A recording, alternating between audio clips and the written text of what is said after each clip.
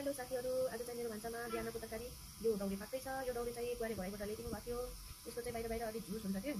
यो झुस चाहिँ मैले यसरी चक्कुले निकालेर फालिसकेँ। अब यसलाई चाहिँ म राम्रोसँग पानीमा धुन्छु।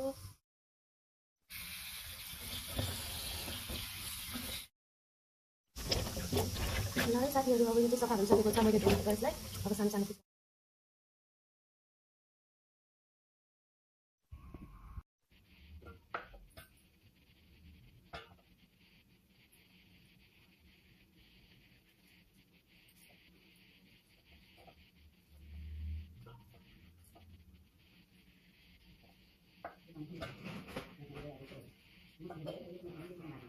त्यो मोटो चामल पनि खायो भने त्यो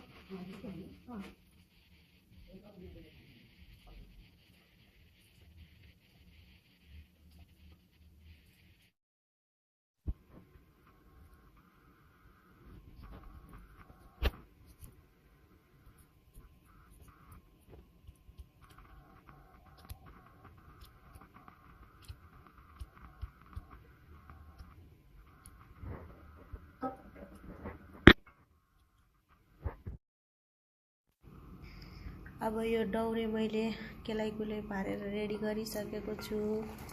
अब यसमा मिसाउनको लागि मैले आलु काट्छु, अनि लसुन खोप्छु, थिच्छु, लसुन र टिमुर अनि पकाउँछु।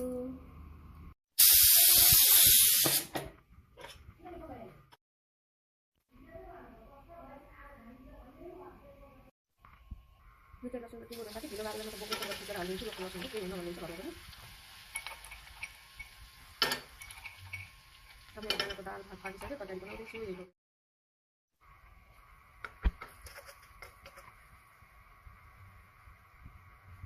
चाहिँ अलिक चिप्लो हुन्छ साथीहरू, त्यही भएर यसलाई चाहिँ म यसमा पानी हाल्छु। यसमा फुट्दैन, मैले तरकारीलाई यसमा पानी हाल्छु। अनि माथिबाट यो धौरी आधी राखेर अनि चिनीले टिपेर यसमा राख्छु। अनि हातले छोपिदिन्छु अनि बिस्तारै हाल्छु। पानी बिस्तारै पाक्नको लागि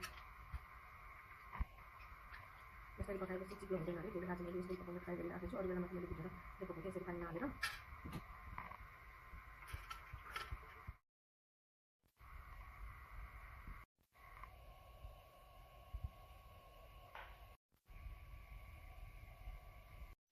यसको नाम चाहिँ चिनी हो। चिनीलाई थाहा छ नै होला। उताबाट अलिक धेरै राम्रो थियो कि चिनीले, तर यसरी मासिसकेछ। त्यही गमलामा हालेर चाहिँ यही लगेर तरकारीमा राख्छु। यसले पनि अमिलो गराउँछ नि त। यो टमाटर अनि अम्चुर चाहिँ हाम्रो मम्मीले खानुहुन्न कि ग्यासको बिगार गर्छ भनेर, त्यही भएर यो चिनी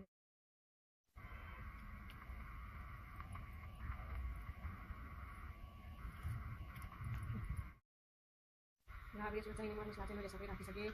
खुर्सानी चाहिँ राखेको छैन किनभने खुर्सानी अहिले नानीहरूलाई निकालिसकेपछि राख्छु। नानीहरूले पिरो खान्न नि त।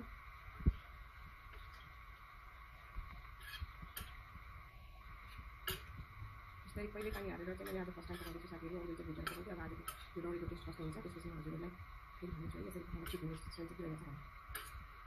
अब यो अलिअलि हल्का फुल्का चलाइसकेपछि यसमा चाहिँ म अब छोपेर हल्का गर्दै गर्छु। यो यता पाक्दै गर्छ।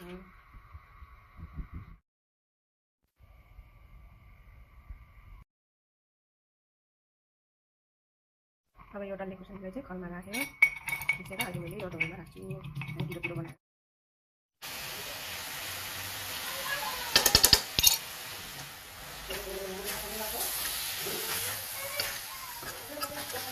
यसमा टमाटर राखेको भएर चाहिँ राम्रो हुन्थ्यो साथीहरू। टमाटर नखाने भएको भएर मैले यसमा टमाटर हाल्न तेल पनि अलिक कमै राखेको छु। तर पनि छिटो होला जस्तो देखिरहेको छ। मेरो डौरीको तरकारी रेडी भइसक्यो।